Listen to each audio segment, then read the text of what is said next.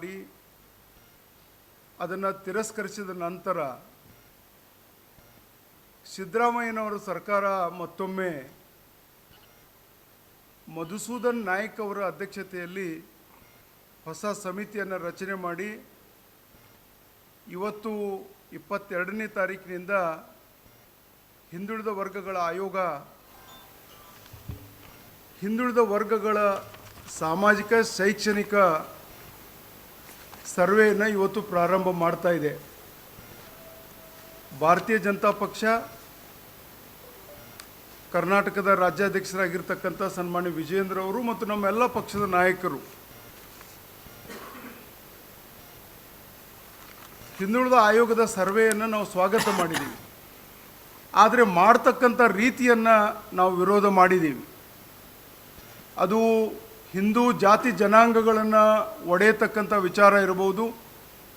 ವಿಶೇಷವಾಗಿ ಹಿಂದೂ ಸಮಾಜದ ಪಂಗಡಗಳ ಹಿಂದೆ ಕ್ರಿಶ್ಚಿಯನ್ ಪದವನ್ನು ಬಳಸ್ತಕ್ಕಂಥ ವಿಚಾರ. ಈ ವಿಷಯವನ್ನು ಕರ್ನಾಟಕ ರಾಜ್ಯದಾದ್ಯಂತ ಎಲ್ಲ ವರ್ಗದ ಜಾತಿ ಜನಾಂಗದ ಜನರು ಇದನ್ನು ವಿರೋಧ ಮಾಡಿದ್ದನ್ನು ತಾವೆಲ್ಲರೂ ಮಾಧ್ಯಮದಲ್ಲಿ ಗಮನಿಸಿದಿರಿ. ಇವತ್ತು ಮಾಧ್ಯಮದಲ್ಲಿ ಬಂದಿರತಕ್ಕಂಥ ವಿಚಾರ ಕ್ರಿಶ್ಚಿಯನ್ ಪದವನ್ನು ನಾವು ಬಿಟ್ಟಿದ್ದೀವಿ ಅಂತಕ್ಕಂಥ ಮಾಧ್ಯಮದ ಹೇಳಿಕೆಯನ್ನು ನಾವು ನೋಡಿದ್ದೀವಿ. ಆದರೆ ಸರ್ಕಾರದ ಪ್ರಕಟಣೆಯನ್ನು, ಆಯೋಗದ ಪ್ರಕಟಣೆಯನ್ನು ನಾವು ಇನ್ನೂವರೆಗೆ ನಾವು ನೋಡಿಲ್ಲ. ಆ ಎಲ್ಲ ವಿಚಾರಗಳಲ್ಲಿ ಸನ್ಮಾನ್ಯ ಜಿರ್ಲಿ ಅವರು ತಮಗೆ ಬ್ರೀಫಿಂಗ್ ಮಾಡಲಿದ್ದಾರೆ.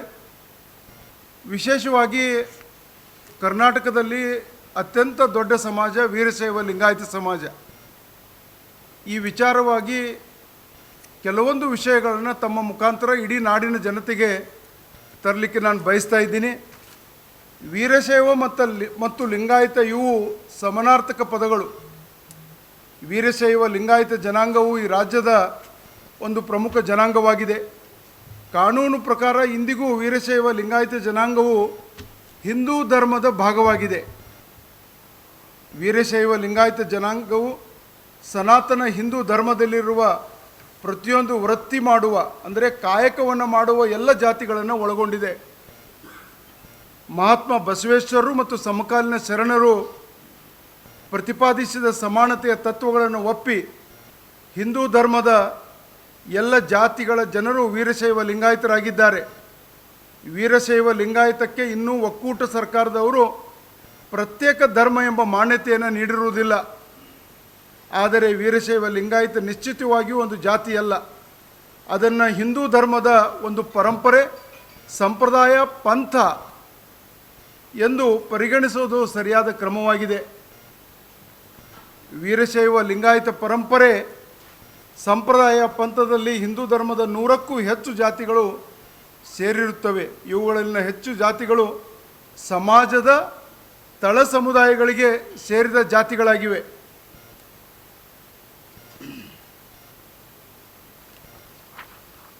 ದಿನಾಂಕ 22/9/2025 ಜರುಗಲಿರುವ ಜಾತಿ ಜನಗಣತಿಯಲ್ಲಿ ಕರ್ನಾಟಕದ ಅಖಂಡ ವೀರಶೈವ ಲಿಂಗಾಯತ ಸಮಾಜವು ಧರ್ಮ ಹಾಗೂ ಜಾತಿ ಉಪಜಾತಿ ವಿವರಗಳನ್ನು ನಮೂದಿಸಲು ಮಾಧ್ಯಮದ ಮುಖಾಂತರ ನಾಡಿನ ಜನತೆಯನ್ನು ವಿನಂತಿಸಲಿಕ್ಕೆ ಬಯಸ್ತಾ ಇದ್ದೀನಿ, ಸಮಾಜವನ್ನು ವಿನಂತಿಸಲಿಕ್ಕೆ ಬಯಸ್ತಾ ಇದ್ದೀವಿ.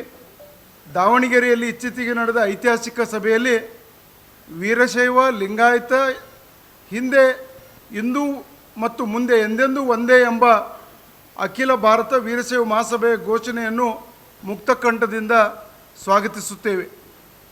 ಅದೇ ರೀತಿ ಧರ್ಮದ ಕಾಲಂನಲ್ಲಿ ಏನನ್ನು ನಮೂದಿಸಬೇಕು ಎಂಬುದನ್ನು ಅವರವರ ವಿವೇಚನೆಗೆ ಮುಕ್ತವಾಗಿರಿಸಿದ ಹುಬ್ಬಳ್ಳಿಯ 19/9/2025 ಏಕತಾ ಸಮಾವೇಶದ ನಿರ್ಣಯವನ್ನು ಶ್ಲಾಘಿಸುತ್ತೇವೆ. ಈ ಎರಡು ಸಮಾವೇಶಗಳ ನಿರ್ಣಯಗಳ ಆಧಾರದಲ್ಲಿ ಕಾನೂನು ಪರಿಣಿತರ ಅಭಿಪ್ರಾಯ ಪಡೆಯಲಾಗಿ ಹಿಂದೂ ಧರ್ಮದಲ್ಲಿ ಮಾತ್ರ ಲಭ್ಯವಿರುವ ಕಾನೂನಿನ ಜಾತಿ ಉಪಜಾತಿ ಆಧಾರಿತ ಮೀಸಲಾತಿ ಸೌಲಭ್ಯಗಳು ಈಗಾಗಲೇ ಹಲವು ವೀರಶೈವ ಲಿಂಗಾಯತ ಉಪಪಂಗಡಗಳಿಗೆ ಲಭಿಸುತ್ತಿದ್ದು ಅವುಗಳಿಂದ ಯಾವ ಉಪಪಂಗಡವು ವಂಚಿತವಾಗಬಾರದೆಂದಲ್ಲಿ ಧರ್ಮದ ಕಾಲಂನ 8ರಲ್ಲಿ ಹಿಂದೂ ಎಂತಲೂ ಜಾತಿಯ ಕಾಲಮ್ 9ರಲ್ಲಿ ವೀರಶೈವ ಲಿಂಗಾಯತ್ ಕಾಮದಲ್ಲಿ A-1524 ಎಂತಲೂ ಮತ್ತು ಉಪಜಾತಿ ಕಾಲಮ್ನಲ್ಲಿ 10ರಲ್ಲಿ ಅವರವರ ಉಪಜಾತಿಗಳ ವಿವರಗಳನ್ನು ನಮೂದಿಸಬೇಕೆಂದು ಕರ್ನಾಟಕ ರಾಜ್ಯದ ಅಖಂಡ ವೀರಶೈವ ಲಿಂಗಾಯತ ಸಮಾಜಕ್ಕೆ ವಿನಂತಿಸ್ತಾ ಇದ್ದೀವಿ.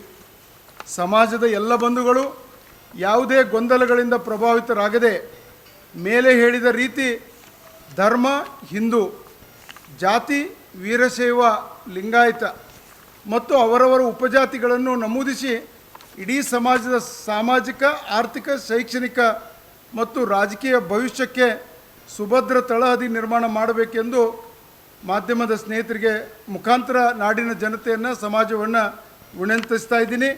ಕಾಲಮ್ ನಂಬರ್ 8 ಧರ್ಮ ಹಿಂದೂ, ಕಾಲಮ್ ನಂಬರ್ 9 ಜಾತಿ Veerashaiva Lingayat, A-1524, column number 10 ಉಪಜಾತಿ ಅವರವರ ಉಪಜಾತಿಗಳನ್ನು ನಮೂದಿಸಬೇಕಂತೇಳಿ ವಿನಂತಿಯನ್ನು ಮಾಡ್ತಾ ಇದ್ದೀನಿ.